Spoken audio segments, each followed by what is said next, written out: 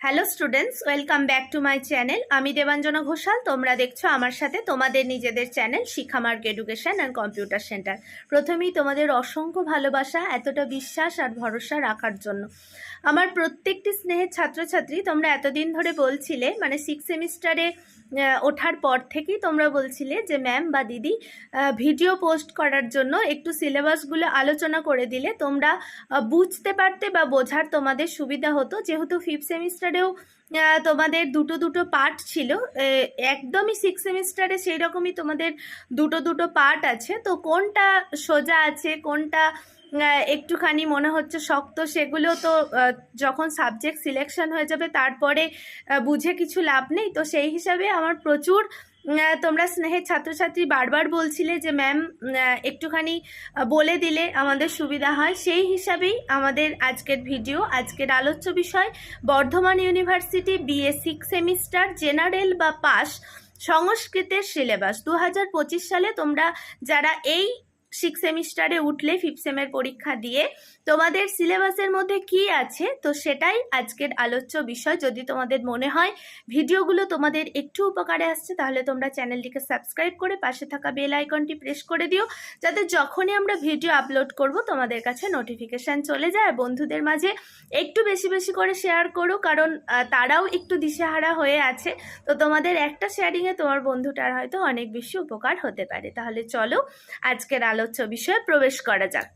আচ্ছা দেখো, BA 6 semester সংস্কৃত general বা পাস সিলেবাস 2025। তোমরা আমার প্রত্যেকটি স্নেহের ছাত্রছাত্রী যারা বর্ধমান ইউনিভার্সিটির আন্ডারে যে কোনো কলেজেই পড়ো না কেন, এবং সংস্কৃতকে তোমরা মেন পেপার হিসাবে রেখেছো। তোমরা জানো 5th সেম থেকে তোমাদের মেন পেপার যেটা CC ছিল সেটা DSE কোড হয়ে গেছে। তো যারা যারা তোমরা DSE হিসাবে সংস্কৃতকে রেখেছো বা যারা মেন পেপার হিসাবে সংস্কৃতকে রেখেছো, তোমাদের জন্য এই সিলেবাসটা আলোচনা করে দেয়া হচ্ছে। আচ্ছা, তো তোমাদের প্রথমেই বলে রাখি যে এই যে DSE 2, SSC 4 এবং GE 2, এই 3টে ভাগে তোমাদের সংস্কৃত সিলেবাস আমি এখানে বোঝানোর চেষ্টা করছি। তো প্রথম যেটা মেন পেপার হিসাবে বা DSE পেপার হিসাবে তোমাদেরকে পড়তে হবে, সেটা হচ্ছে তোমাদের দুটো পার্ট আছে। প্রথমে যেটা আছে ছন্দ এবং অলংকার। এই ছন্দ আর অলংকার থেকে ছন্দের ভিতরে তোমাদের পড়তে হবে ইন্দ্রবজ্জা, উপেন্দ্রবজ্জা, উপজাতি, বংশস্থবিলম, তার সঙ্গে সঙ্গে বসন্ত তিলক, মালিনী ছন্দ এবং মন্দাকান্তা ছন্দ। তো এই গেল তোমাদের ছন্দের পাঠ। এইগুলি তোমাদের পড়তে হবে 6 সেমিস্টার জেনারেল বা পাস DSE 2 হিসাবে তোমাদের তোমরা যারা যারা সংস্কৃতকে রেখেছো। এবং অলংকার হিসাবে তোমাদের পড়তে হচ্ছে সাহিত্য দর্পণের 10ম পরিচ্ছেদ। ওখানে স্পষ্ট লেখা আছে সাহিত্য দর্পণের 10ম পরিচ্ছেদের মধ্যে তোমাদের যে অলংকারগুলি পড়তে হবে সেটি হচ্ছে শ্লেষ অলংকার, উপমা অলংকার, রূপক অলংকার, উৎপ্রেক্ষা অলংকার, দৃষ্টান্ত অলংকার, নিদর্শনা অলংকার, অর্থান্তরন্যাস অলংকার এবং অতিশয়োক্তি অলংকার। অর্থাৎ তোমরা যারা যারা DSE 2 হিসাবে ছন্দ অলংকারকে সিলেক্ট করবে, তোমাদের কিন্তু এইগুলো পড়তে হবে। মানে ছন্দের এই যে বলে দেয়া আছে ইন্দ্রবজ্জা, উপেন্দ্রবজ্জা এইগুলি, এবং অলংকারের মধ্যে যেগুলি বলা আছে সেগুলি তোমাদের পড়তে হবে। আর কি অপশন, মানে তোমরা আর কি নিতে পারবে DSE 2 এর মধ্যে? হিতোপদেশ তোমরা নিতে পারবে। তাহলে DSE 2 হিসাবে তোমরা ছন্দ অলংকার নিতে পারো, অথবা তোমরা হিতোপদেশ কিন্তু নিতে পারো।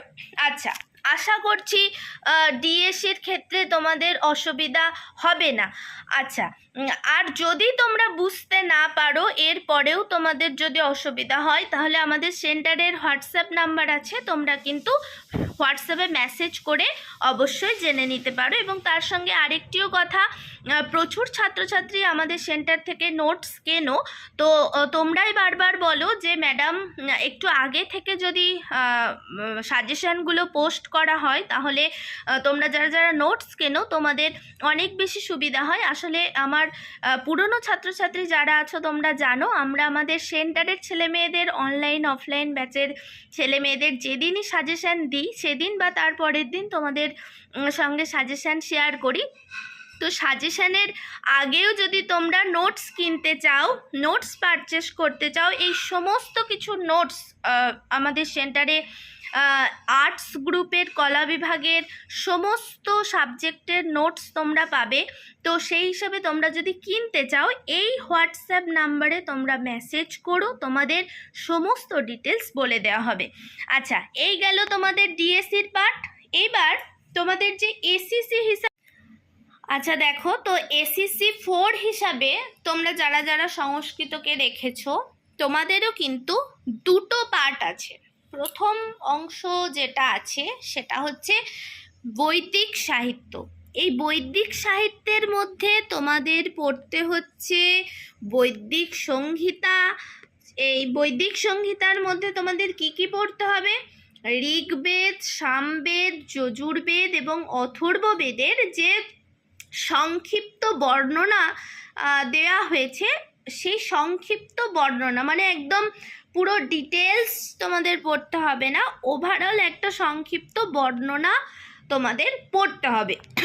এর সঙ্গে সঙ্গে বৈদিক সূক্ত হিসাবে তোমাদের অগ্নিসূক্ত পড়তে হচ্ছে, ইন্দ্রসূক্ত পড়তে হচ্ছে, অক্ষ সূক্ত পড়তে হচ্ছে এবং দেবী সূক্ত তোমাদের পড়তে হচ্ছে। পুরো মানে টেক্সট কিন্তু তোমাদের পড়তে হবে। এর সঙ্গে সঙ্গে তোমাদের ঈশোপনিষদ পড়তে হবে। তো এই একটা পার্ট এসএসসি 4 হিসাবে তোমরা যারা নিতে চাও এই একটা পার্ট তোমরা নিতে পারো, অথবা তোমরা নিতে পারো যে নীতিকথায় সমৃদ্ধ সংস্কৃতের ইতিহাস, এই পাঠটা। এখানে যেটা তোমাদের পড়তে হবে সিংহ শশক কথা এবং আরেকটি আছে দানবীর কর্ণ। তাহলে তোমরা যারা যারা এসএসসি 4 হিসাবে সংস্কৃতকে রেখেছো, এসএসসি 4 হিসাবে তোমরা যারা যারা সংস্কৃতকে রেখেছো তোমাদেরও দুটো পার্ট আছে। একটা বৈদিক সাহিত্যের, সেখান থেকে তোমাদের কি কি পড়তে হবে বোঝানোর চেষ্টা করলাম, এবং নীতিকথায় সমৃদ্ধ ইতিহাস থেকে তোমাদের কি কি পড়তে হবে সেটাও আমি বোঝানোর চেষ্টা করলাম। এবার আসছে জিই, যে একটি নতুন সাবজেক্ট তোমাদের নিতে হয়েছে 5th সেম থেকে। জিই 1 ছিল, এটা জিই 2 হবে। জিই 2 হিসাবে তোমাদের সিলেবাসেও কিন্তু দুটো পার্ট রাখা হয়েছে। একটি হিতোপদেশ রাখা হয়েছে, হিতোপদেশ তোমরা নিতে পারো, অথবা তোমরা ছন্দ ও বঙ্গানুবাদ নিতে পারো। এবং এই সমস্তটা হচ্ছে তোমাদের সংস্কৃতের টোটাল সিলেবাসটা আমি দিলাম ডিএসসি 2 হিসাবে, এসএসসি 4 হিসাবে এবং জিই 2 হিসাবে। এবার আমাদের সাজেশন আস্তে আস্তে মোটামুটি 1 মাস দেরি হবে। তোমরা যারা যারা আমাদের সেন্টার থেকে নোট পারচেস করতে চাইছো, কিনতে চাইছো, এই হোয়াটসঅ্যাপ নাম্বারে অবশ্যই যোগাযোগ করো, মেসেজ করো, তোমাদের সমস্ত ডিটেলস বলে দেওয়া হবে। প্রত্যেকে ভালো থেকো এবং সুস্থ থেকো, এবং পরপর প্রত্যেকটি সাবজেক্টের সিলেবাস নিয়ে আমরা আসছি।